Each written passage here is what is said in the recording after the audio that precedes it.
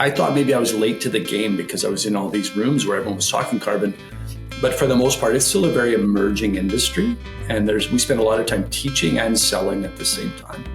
What carbon does is it fast tracks the data management, the data keeping. So, as farmers look at carbon as a political piece, it's just an instrument to help us improve our farming. And it's all a data play. So for me, carbon's data. For the grower, it's fertility. And for the company that's buying a carbon credit, it's around regenerative soil management, which is each respective lane looks at their language and their vernacular different to help speak to their audiences. Hi, and welcome to the Ag Podcast. I'm Crystal Mackay.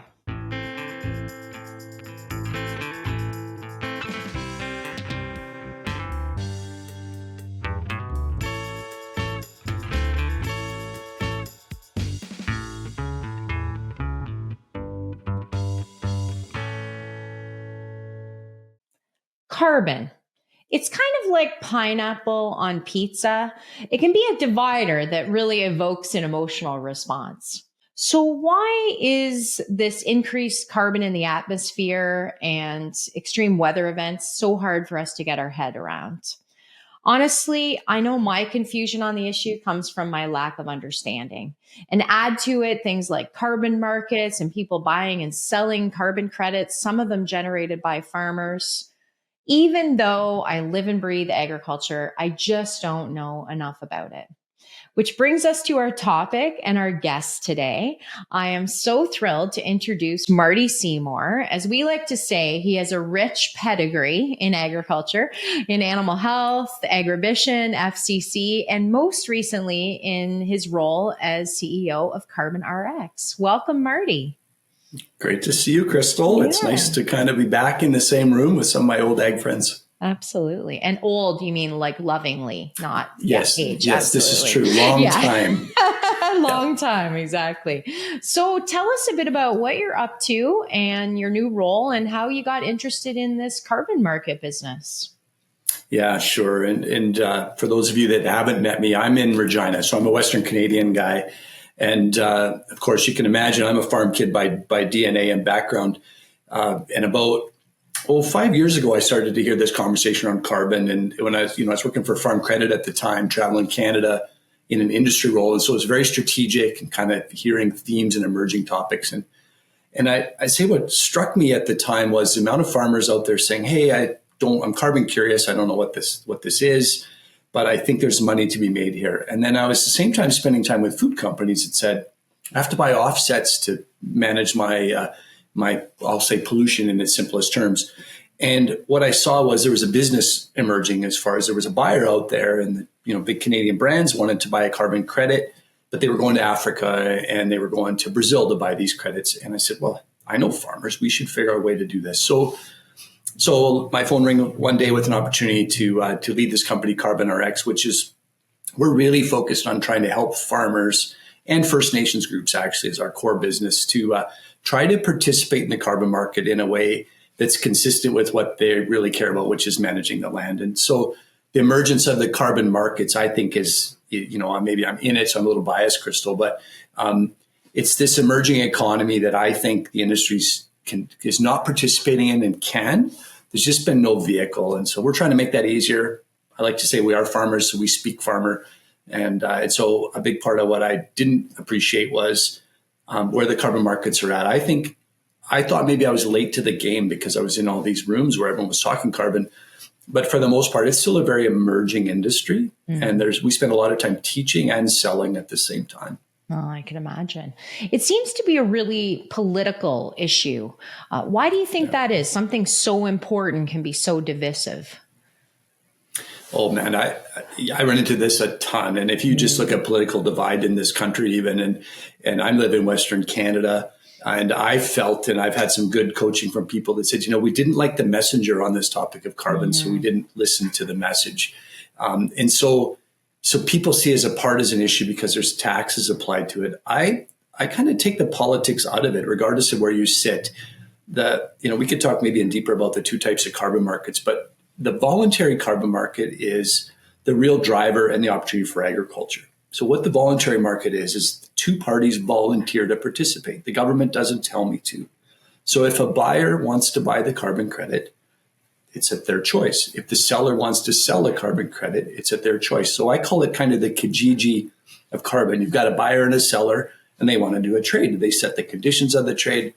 And so none of it involves the government. So when people are asking me about government change and the future carbon markets, and they're all going to die as soon as the government changes, the voluntary carbon market, which is borderless and international, it doesn't operate with government oversight. So it's the Wild West. It's an airplane building itself while it flies, setting standards, setting conditions, but it's not political for me at all, despite the news about axing the tax and increases in carbon taxing, et cetera. There's lots of nuances in that. But for farmers, I encourage them often, don't get distracted with the government's policies of the day as it might relate to your opportunity to generate revenue from how you farm.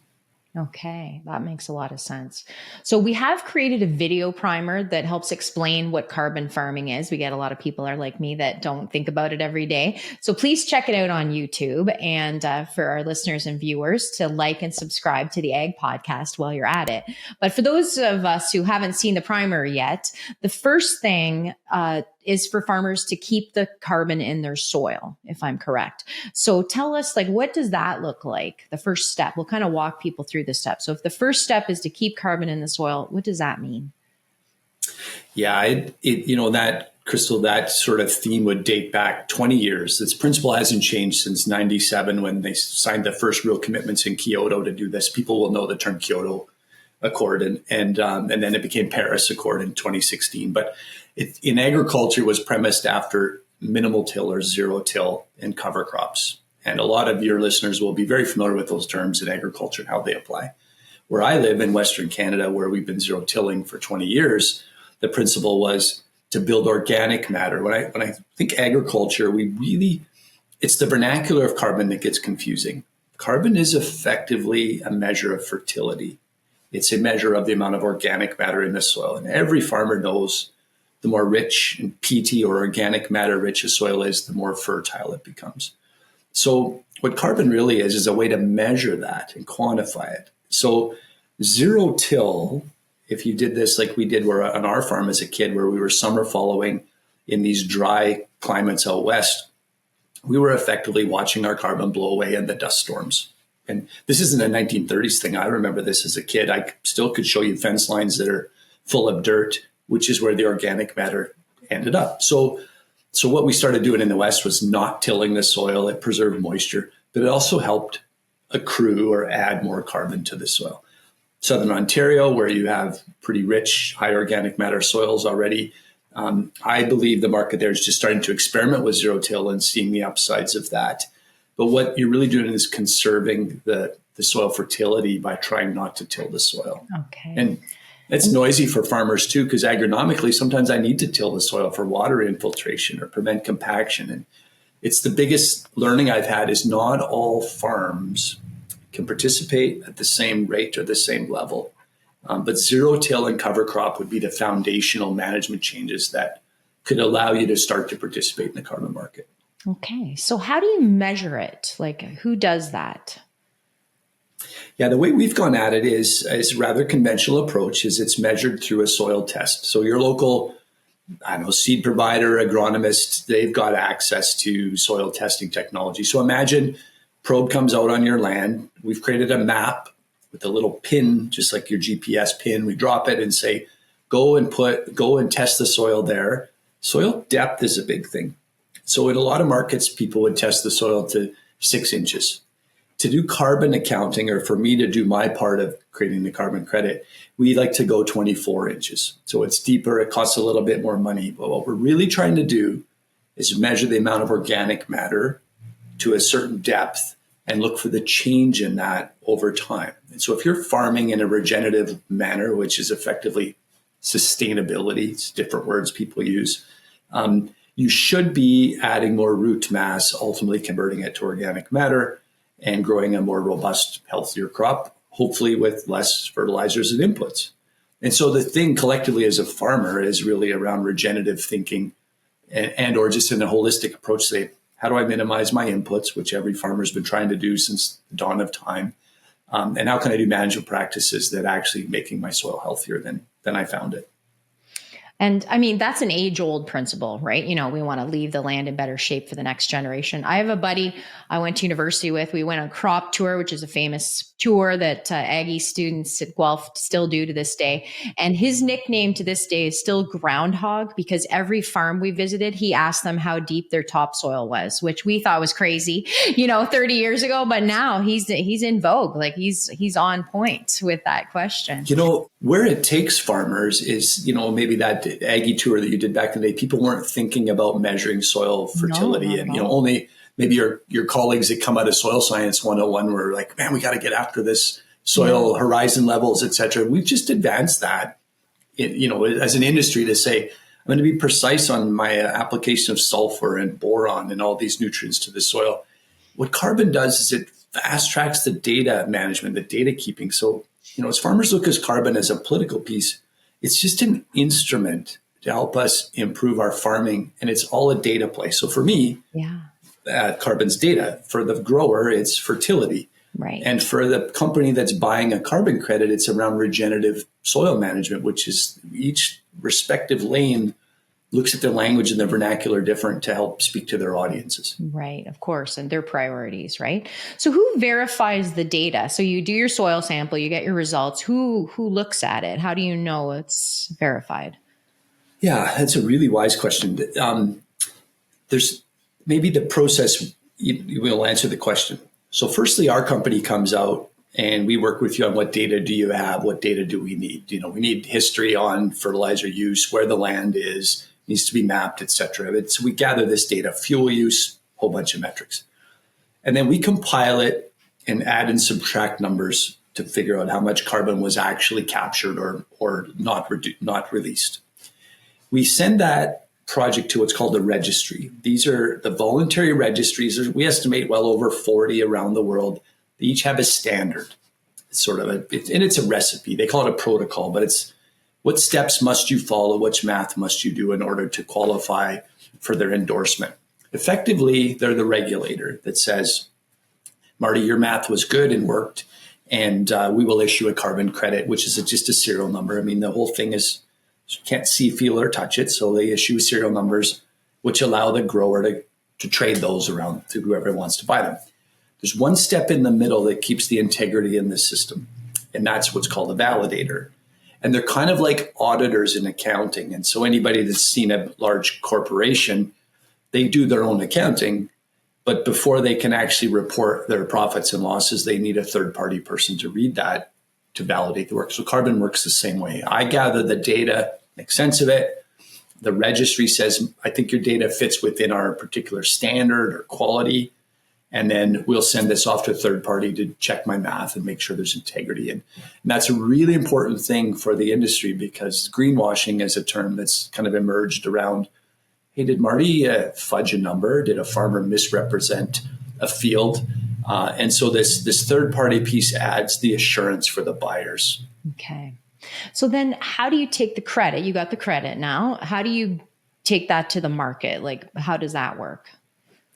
Yeah, lots of ways that people can monetize their credits. When I started in this 2 years ago, I thought I could give the credit to the farmer. It's like a stock certificate in a company. It's just serial number, and they could treat it like corn or soybeans, put it in the bin and just sit on it and trade it around. What I realized was most farmers don't generate enough credits to do this on their own. So, my buyers want to buy 5,000 or 10,000 credits at a time, and a farmer maybe earned 1,000. So they need to collectively pool it. It's not unlike grain marketing. We send it to the elevator, and the elevator has an order to fill a ship. And so what I do then is I work hard to find individual buyers. So I become the agent to help market for the farmer. And I in your backyard, I think of Maple Leaf, a great Canadian brand. I would phone Maple Leaf and say, hey, I have these carbon credits. Here's their attributes, their approvals, their paperwork. And we call that over-the-counter trading. It's basically a direct relationship with Maple Leaf. They actually want to know the farmer, or at least know the source of it, and the farmer wants to know where the credits went. So there's a kind of a relationship element, which allows the farmer to get a premium. The other avenue to market these is to drop them on an international exchange. So in London, in Switzerland, in New York. This kind of exchanges like the stock market, and you list your credits, and they're somewhat genericized at that point. They become more of a commodity. But there's two sort of outlets. You can commoditize them, play a volume game, and try to find a big buyer, or you can individually boutique sell them and try to extract a higher premium for the story. And in Southern Ontario, if somebody had one, they could phone lots of food companies in Toronto and say, hey, we have a credit from up the highway from where you do business. Okay. That's worth something in the carbon market. Okay. Well, that makes sense. So my brother and I have some land up in the Ottawa Valley. So say tomorrow I decide, you know what, I'm inspired by my conversation with Marty, and I'm going to do some soil samples and start this process. How long does the process take from like I'm taking a soil sample tomorrow to I'm ready to get into the market? Yeah, we were almost 2 years to the day from start to finish. And I think we probably move faster than many. If I was to give advice, I would say it's 24 to 36 months. There's a couple of things that I think farmers underestimate, and it's the establishment of a baseline. So carbon is about deltas or changes. And so it foundationally starts with, what was your baseline carbon number? What were your practices before? And so that could take a year or two to demonstrate to the registry that you actually have consistency in your operational data. And then you're going to make a change.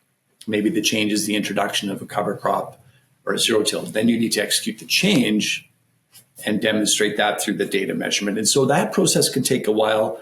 And then the validation and issuance of the credits, that could take up to a year depending on the backlogs. So we worked hard to look at old data. So farmers that are data strong are first movers in the carbon space. It's a real data play. So if you have digital data, you're an easier client of ours than the person that has a notebook on the dash of the truck that's floating around about what their spraying history was, et cetera. So, but I tell people prepare for 24 months. It could be a size 36. Okay. So I'm guessing you would make more money on, if we take an average plot of land growing a crop like corn than you would through a carbon credit. So what's the incentive? Like, why would someone get into this game? Yeah, you nailed it. I think this is, people that are in the industry understand this, that the carbon revenues today don't offset or justify, reducing yield. If farmers today were getting between $5 and $10 an acre, you don't have to do much math to know that the economics are not driving people to this space. We have a couple thoughts. We see the emergence of ESG reporting and financial reporting. If you don't know what ESG is, it's environmental, social, and governance metrics. For those people who aren't kind of in that corporate world, big companies are measured against what's their environmental commitments. How do they use their water and their energy? The social side is how do they include their community, it's gender diversity, First Nations involvement, and governance is just running a good business. What's coming out of that is anybody accessing capital these days needs to do something to make sure that they're reporting a strong ESG set of principles. You're a good corporate citizen. So banks are starting to lend money. Pension funds are starting to lend money to companies that are achieving these net zero promises or carbon reduction strategies. So we think that's a tailwind to increase the revenue to farmers. I mean, we think there's more demand. I know this from being in former lending industry, is that if the financial institutions see this as a priority, all of us will eventually find our way into it. So for me today, the economics aren't compelling to cut back on your nitrogen use and get a big fancy carbon credit. I'm not naive to that. But if today we can find $5 of new money for some practices that you just need a little nudge maybe to adopt, that number is going to go to 10 and 15, and it will find its way up because the financial industry is going to be requiring this moving forward. So it's backed by banks, not climate crusaders, in terms of what's really driving the stickiness of the carbon market. Oh, that's really surprising, really. If I wouldn't have expected that. So, I mean, this is another process and more paperwork, more labor, and farmers are chronically, saying, I got into farming because I don't like paper. I don't like talking to people sometimes. So this involves both. So what type of farmer does this kind of carbon market appeal to? Like, who is this going to be good for? Yeah, so far, you got to remember, I bring a Western bias to this. So we have farms that, it's getting to be, if you don't have 10,000 acres in the West, you're kind of hobby farming. Like it's becoming sort of more industrialized in terms of scale. And so we found that, one, the economics, 20,000 acre farms and bigger is kind of where we find a sweet spot. If you had a 3,000 acre farm, it's hard to make the economics work because you're not accruing enough carbon to drive the business. And so the early adopters in what we've been doing have been the larger farmers. We think we can scale that down as we get better, more efficient, and manage the data stronger. I'd say I get most of the phone calls from what I'll call that mid-sized farmer, 3,500 to 5,000 acre family farm. Maybe the kids are just getting involved because they're really dialed in on how could I extract more margin on a per acre basis, because it's a new revenue stream. And I would say, if we look at the data acquisition, if you spent your Sunday afternoon 2 to 3 hours in your office and could, get $5 an acre, you'll make the decision that's probably worth 3 or 4 hours, because it's our team that thereafter does all the lifting. So if you have the data and you're reasonably data centric, you're going to lean this way. You're going to look to carbon as a potential. Or if you're super large, you're going to look at it because you're every day trying to squeeze out the most margin you can out of, and so $5 an acre and 10,000 acres is $50,000. Some people would say, I don't know if that's enough. Most farmers I know, 50,000, they'll say, well, that covered the hired hand for, the fall period of time or the season. So that's who's engaging today, Crystal. If farmers are switching or using this carbon credit market, will they not be using that land to grow food? Like we're already, so few people are growing our food as it is. Is there a competition between food and carbon? No, I don't see it that way at all. I mean, there's so many nuances emerging, but carbon intensity is something that farmers like to talk about. So carbon intensity, about how do we grow more food using less carbon to do it? I would say that's in the DNA of every farmer. Like on our personal farm, I'm not trying to use more diesel fuel to grow crop. I'm not trying to use more fertilizer just because it's fun. So ambitiously, I'm trying to do more with less. It's kind of the mantra of how we farm. So if you play this out, there's a collision of carbon intensity and carbon crediting in terms of now you're starting to think about measuring it, but you see the emergence of markets. The ethanol boom, this next round, is going to pay an incentive for a low carbon intense corn. The US is already on it. Canada's right on their heels. So if you're doing carbon intensity and now you're starting to pay attention to your inputs and you're starting to capture some data so you can pick up 25 cents a bushel premium, you're going to find yourself in the carbon credit space really fast too, because it's the same Sunday afternoon math. It's the same effort, right? You're double doing the crossover. So, I just see this as an emerging area that farmers that are curious of the topic, that can separate the politics from the economics and get paid to manage their soil better than they were yesterday, which is in their DNA anyway, for their legacy to their kids. You have a collision of values inside of that overlay any long-term politics around the topic. Yeah, I love that. Thinking about the future, I mean, I'm Crystal, so I always like a little crystal ball time. I'd love your thoughts. I know you're always a problem solver and, your big picture, thinking ahead, what do you see for the future in this carbon market world? Yeah, I tell lots of people there's a few tailwinds that would support it. One is all international flights are going to be required to buy a carbon offset. 2027, I believe, is the year. It could be pushed out to 28. All the companies that you see in the news, and we estimate there's 8,000 made commitments to be net zero by 2030, 2040, by 2050, will not be able to get there by reducing their flights and shutting off the photocopier and all of the things we've been trying to do for 20 years. They will need to buy a carbon offset. And anybody that borrowed money from the teacher's pension fund that said they would do better for the environment to be net zero will not be there by 2030 and we'll have to buy an offset. And so there's all these tailwinds that say financial market side of it, and the fact that companies have made statements means you're going to have to buy it. So I see more energy and more effort in this space. I think agriculture is disadvantaged in this because it's still labor intensive to pull soil samples. We need the adoption of technology. And then more importantly, there's a tension that's emerging around carbon insetting and carbon offsetting. And we could do a whole other podcast on that, but just to simplify for growers, an offset is something that you work with me on, and I sell those to Disney Corp and Exxon and international companies and move around. An inset is the one the supply chain takes.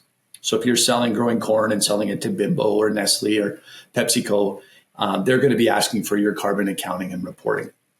So regardless how you feel about this, it's emerging because all those big companies get money from the capital markets that require you to have a low environmental footprint. And so if you ask me, is the emergence of the carbon market is not a flash in the pan based on a federal policy. It's driven by big blue chip companies that are trying to access capital and do the right thing along the way. Okay. I love that. So we've covered carbon front to back and present to future. I want to circle back to you. You're such an interesting guy. I love our conversations, and you've had, a genuinely rich career in agriculture. I'm just curious, what's getting you out of bed in the morning? What's exciting you these days? This particular challenge that I've taken on, amongst friends, I've said I had no idea it would be this hard. Yeah. So I work from the warm security blanket of a big federal crown. Life was good, budgets were fine, and then I said, you know what, I'm at this age where I want to go out and build something, have that startup journey. And so I underestimated the startup journey. It's 1 year cleaning the bathrooms, the next day you're meeting with some CEO internationally. But I'm super inspired by the space I'm in, because I think we're setting the weather on what constitutes an agriculture carbon credit. I think we're setting the weather on making agriculture sort of part of the solution to some of these climate conversations people are having, versus being the sort of the attack agent and the target. And this from all our other work we do together. And so I think I'm also just driven by this grit desire to fill this gap and have that money stop flowing to Africa and India for carbon projects and flow that back to people I know in agriculture. So if they're from, Perth County, or they're from, my little town of Cardiff, Saskatchewan, I just love the idea that Canadian companies have a place to go. And so, you get to the point, I think, at our age in our life where you're not driven by the money side, you're driven by sort of the outcome and then what's the legacy. So if you look back and we could say we built a robust system that farmers could get paid for doing well by their soil, I think that's pretty good work. Pretty amazing.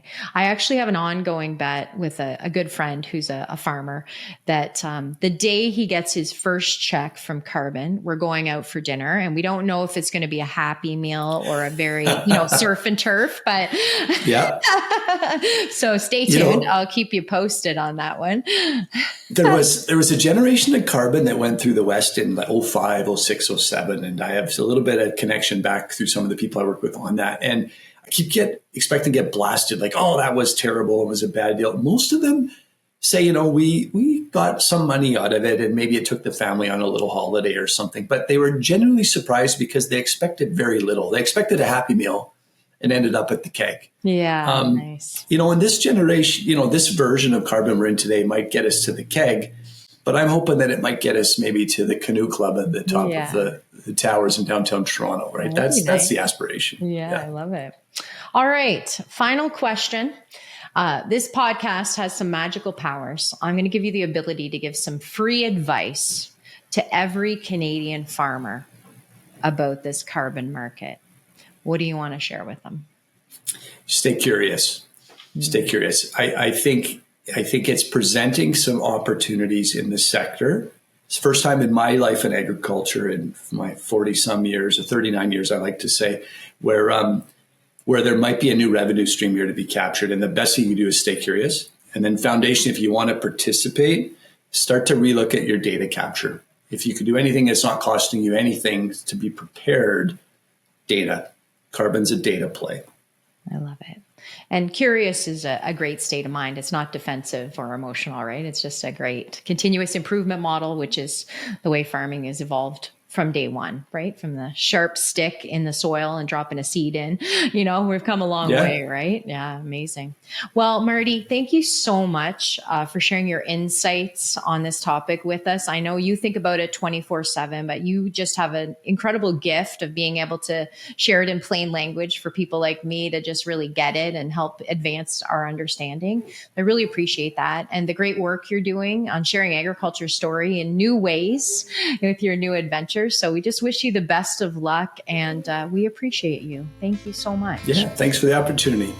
So thanks for watching and listening. Please like and subscribe. We'll be adding some resources to the YouTube channel that you can take a look at and follow along. Please check it out and share this with other people that you think would enjoy the content. Thanks a lot.